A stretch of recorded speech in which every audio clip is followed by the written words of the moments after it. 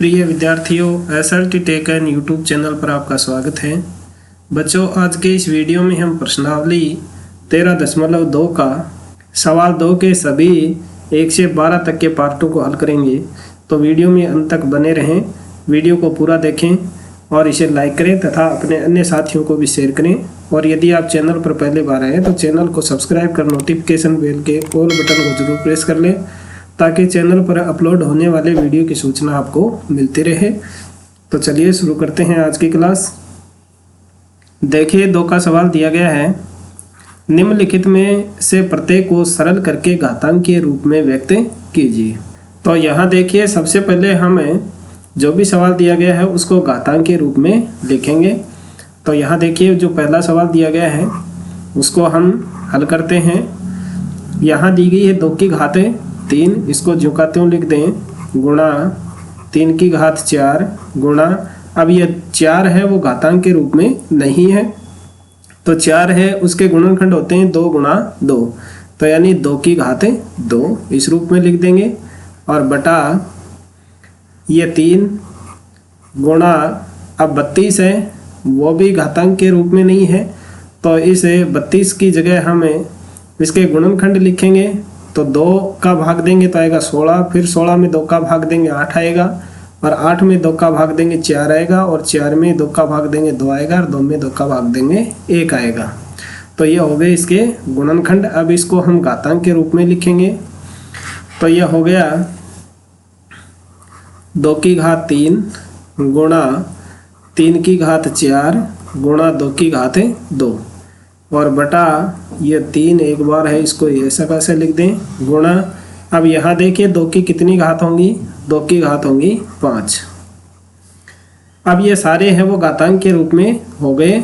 अब देखिए यहाँ 2 की घात 3 ये है और 2 ये है, तो हम इसको लिखेंगे 2 की घात 3 प्लस 2, क्योंकि जब आधार समान हो और घात अलग अलग हो और गुणा की क्रिया हो रही हो तो घातों को आपस में जोड़ देते हैं। और नीचे आ गई 2 की घात 5, अब इसको हम ऐसे अलग लिख देंगे। फिर गुणा, यहाँ देखिए 3 की घात है वो 4 है, और बटा नीचे है वो 3 की घात 1 है, इसको हम इस तरह से लिख दें। अब देखिए यहाँ आधार समान है सबके और घात हैं वो अलग अलग हैं और भाग की क्रिया हो रही है, तो हम इसको किस तरह से लिखेंगे। पहले सवाल में मैंने आपको घातांक के सारे नियम बता दिए थे, उन नियमों को यहाँ ध्यान में रखते हुए आपको इस सवाल को हल करना है। तो इस आधार है उसको एक बार लिखेंगे, और ऊपर घात दी हुई है 3 + 2 यानी 5 हो जाएगी, और नीचे बटा में भी घात क्या है 5 है, तो इसको हम माइनस कर देंगे, क्योंकि जब आधार समान हो भाग की क्रिया हो रही हो तो घातों को आपस में घटा देते हैं। और ये गुणा, यहाँ भी देखिए आधार समान है तो ये ऊपर वाली जो 4 घात है उसमें से 1 घात को घटा देंगे, और जो बचता है उसको हम लिख देंगे। तो 2 की घात 5 में से 5 घटाएंगे 0 आएगा, गुणा 3 की घात 4 - 1 यानी 3 की घात 3। अब किसी भी घात के, अगर किसी भी संख्या के घात अगर 0 होती है तो उसका मान होता है 1, और गुणा यह हो गई 3 की घात 3। तो अब इस 1 को गुणा करेंगे तो यही आएगा 3 की घात 3, तो इसका आंसर हो जाएगा 3 की घात 3। ये पहले पार्ट का आंसर। और अब देखिए इस दूसरे पार्ट को हम यहाँ हल कर देते हैं।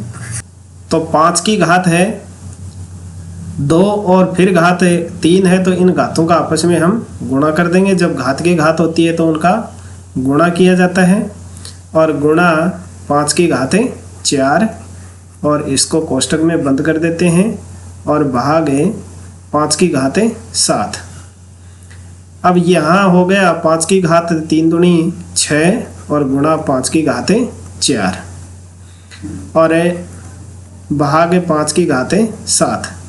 तो यहाँ देखिए आधार समान हो और घात अलग अलग हो तो आधार को एक बार लिख करके घातों को आपस में घटा देते हैं, घातों को जोड़ देते हैं। तो ये हो जाएगा 6 + 4, और भाग 5 की घाते 7। अब ये हो गई 5 की घाते 10 और भाग है 5 की घाते 7। अब यहाँ देखिए आधार है समान, भाग की क्रिया हो रही है, तो घातों का हम घटाव कर देंगे यानी बाकी कर देंगे। तो 10 माइनस 7 और आंसर आएगा आपका 5 की घाते 3। ये दूसरा पार्ट। अब देखिए नेक्स्ट पार्ट। नेक्स्ट तीसरा पार्ट है, इसका हल हम करते हैं।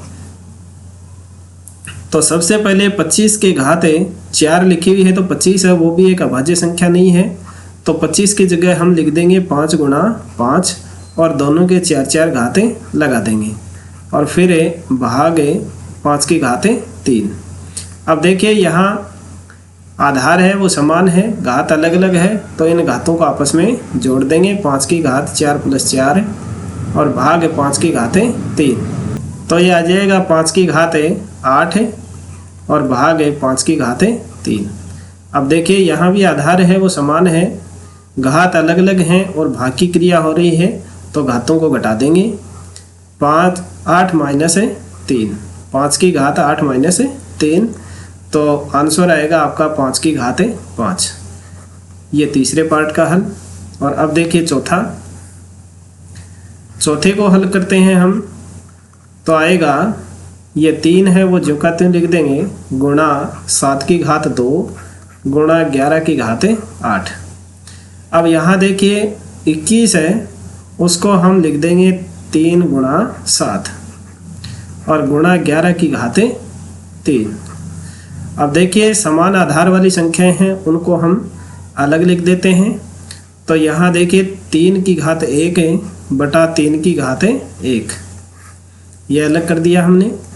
गुणा 7 की घात 2 बटा 7 की घात 1, इसको अलग कर दिया। और गुणा 11 की घात 8 है बटा 11 की घात 3, इसको अलग कर दिया। अब देखिए ये समान आधार वाली संख्याएं हो गई, भाग की क्रिया हो रही है, तो इन घातों को आपस में घटा देंगे हम आधार को लिख करके। तो 3 की घात 1 माइनस 1 गुणा यहाँ देखिए 7 की घात 2 माइनस 1 गुणा यहाँ 11 की घात 8 माइनस 3। 3 की घात 1 माइनस 1 तो आएगा 3 की घात 0 गुणा 7 की घात 2 माइनस 1 का हल करेंगे तो आ जाएगा 7 की घात 1 गुणा 11 की घात 8 में से 3 घटाएंगे तो बचेगा 5। तो देखिए 3 की घात 0 का मतलब 1 हो गया, यहाँ 7 की घात 1 का मतलब 7 है और गुणा 11 की घात 5। अब इनको 1 से गुणा करेंगे तो आ जाएगा 7 गुणा 11 की घात 5। ये चौथे पार्ट का हल हो जाएगा। अब देखिए नेक्स्ट पार्ट। तो सबसे पहले 3 की घात 7 बटे 3 की घात 4 गुणा 3 की घात 3। अब यहाँ देखिए ऊपर तो है 3 की घात 7 और नीचे आधार समान है, घात अलग अलग है, तो घातों को जोड़ देंगे। तो ये भी हो जाएगा 4 और 3 7, 3 की घात 7। अब बटा की यानी भाग की क्रिया है, आधार समान है, तो हम घातों को घटा देंगे। तो 3 की घात 7 माइनस 7, तो कितना बचेगा 3 की घात 0। और जब किसी भी संख्या घात 0 होती है तो उसका हल होता है 1, तो इसका आंसर आ जाएगा 1। और अब देखिए छठा पार्ट, इसको हल करते हैं हम। यहाँ 2 की घात 0 प्लस 3 की घात 0 प्लस 4 की घात 0। यह बड़ा इजी सवाल है। किसी भी संख्या के घात 0 है तो उसका मान 1 होता है, तो 1 प्लस 1 प्लस 1, 1 और 1 2 और 1 3, तो ये इसका आंसर आ जाएगा 3। अब देखिए नेक्स्ट पार्ट। नेक्स्ट 7 का पार्ट है, इसको हल करते हैं। यहाँ दिया गया 2 की घात 0 गुणा 3 की घात 0 गुणा 4 की घात 0। यहाँ भी देखिए सबके घात 0 है तो इनका मान आ जाएगा 1 1, तो 1 गुणा 1 गुणा 1, तो 1 को कितनी बार गुणा करो उसका हल 1 ही आता है, तो ये 1 आंसर हो जाएगा। पिछला जो पार्ट था उसमें यहाँ प्लस की क्रिया थी, यानी जोड़ने की क्रिया थी तो गुणा की क्रिया में एक ही आंसर आएगा। अब देखिए 7 का पार्ट, इसका हल देखिए 3 की घात 0 प्लस 2 की घात 0 और गुणा 5 की घात 0। यहाँ देखिए घात सबके 0 है तो 3 की घात 0 का मतलब 1 है, 2 की घात 0 का मतलब भी 1 है और गुणा 5 की घात 0 का मतलब भी 1। 1 और 1 को जोड़ेंगे 2 आएगा और फिर इसको 1 से गुणा करके लिख देंगे। 1 से गुणा करेंगे तो आएगा 2, ये हो जाएगा इसका आंसर। अब देखिए नेक्स्ट पार्ट, नेक्स्ट 9 का पार्ट है, उसमें दिया गया है 2 की घात 8 गुणा 1 की घात 5 बटा, अब यहाँ देखिए 4 है वो भाज्य संख्या नहीं है तो इसको हम लिखेंगे 2 गुणा 2 और इन दोनों के लगा देंगे 3 3 घात और गुणा 1 की घात 3। अब देखिए ऊपर है वो दिया गया है 2 की घात 8 गुणा 1 की घात 5 और फिर बटा इन घातों को आपस में जोड़ के लिख देंगे, आधार समान है तो 2 की घात 3 3 6 हो जाएगी और गुणा 1 की घात 3। अब देखिए इनको अलग अलग लिख देते हैं हम, 2 की घात 8 बटा 2 की घात 6, इनको अलग कर देते हैं। फिर गुणा 1 की घात 5 बटा 1 की घात 3, इनको अलग कर देते हैं।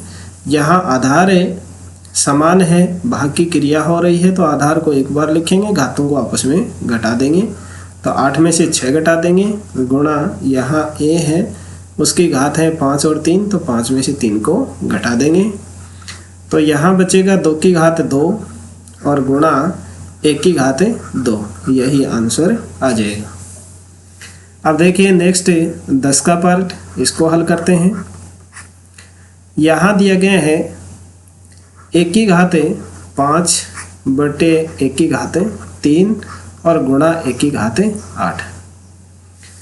तो सबसे पहले हम इनको घटा देंगे क्योंकि यहाँ भाग की क्रिया हो रही है तो 1 की घात 5 माइनस 3 और गुणा 1 की घात 8।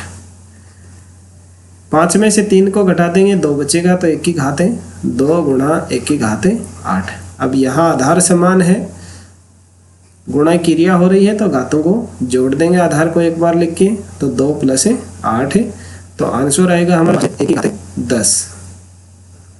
ये इसका 10 के पार्ट का आंसर आ जाएगा।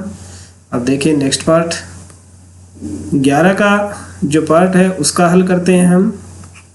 यहाँ दिया गया है 4 की घात 5 गुणा 1 की घात 8 गुणा b की घात 3, तो इनको सबको हम अलग अलग करके लिख देते हैं। 4 की घात 5 बटे 4 की घात 5, ये 4 अलग हो गया। फिर गुणा 1 की घात 8 बटा 1 की घात 5, इनको अलग कर दिया और फिर गुणा b की घात 3 बटे b की घात 2, इनको अलग कर दिया। आधार इनके समान है, भाग की क्रिया हो रही है तो घातों को घटा देंगे, आधार को एक बार लिख के तो यहाँ 4 घात 5 माइनस 5 गुणा ये a घात 8 माइनस 5 गुणा ये b घात 3 माइनस 2। यहाँ बच जाएगा 4 की घात 0 गुणा ये बच जाएगा 1 की घात 3 और गुणा ये b की घात 1। 4 की घात 0 का मतलब 1 गुणा 1 की घात 3 गुणा b की घात 1। अब इनको 1 से गुणा करेंगे तो आंसर क्या बचेगा हमारे पास में 1 की घात 3 b के 1 लिखने की जरूरत नहीं है, यही आपका आंसर हो जाएगा। और अब देखिए आज के इस वीडियो का अंतिम सवाल 12 का, इसका सॉल्यूशन हम करते हैं। यहाँ दिया गया है 2 की घात 3 गुणा 2 और कोष्टक बंद है घात 2। अब ये कोष्टक के बाहर जो घात है वो कोष्टक के अंदर वाली सभी संख्याओं की घातों से गुणा होगी, क्योंकि ये घात के घातें लगी हुई है। हम इसको इस रूप में भी लिख सकते हैं 2 की घात 3 घात 2 और गुणा 2 की घात एक है, एक लिखने की जरूरत नहीं है, इसके घाते लगा देते हैं। तो जब घात के घात होती है तो वो आपस में गुणा हो जाती हैं। तो यहाँ देखिए 2 की घात 3 दूनी 6 गुणा ये 2 की घात 2। यहाँ देखिए आधार समान है, घातें अलग अलग है, गुणा की क्रिया हो रही है, तो घातों को जोड़ देंगे, आधार को एक बार लिख देंगे। तो 2 की घात 6 प्लस 2, तो आंसर आएगा हमारा 2 की घात 8, ये आंसर। तो बच्चों आज के वीडियो में बस इतना ही। वीडियो यदि आपको पसंद आया तो इसे लाइक करें, अपने अन्य साथियों को शेयर करें, चैनल को सब्सक्राइब करना ना भूलें। मिलते हैं नेक्स्ट पार्ट में अगले सवालों को हल करने के लिए। तब तक SRT tech and YouTube channel पर इसी तरह से बने रहें, देखते रहें और सीखते रहें। Thank you.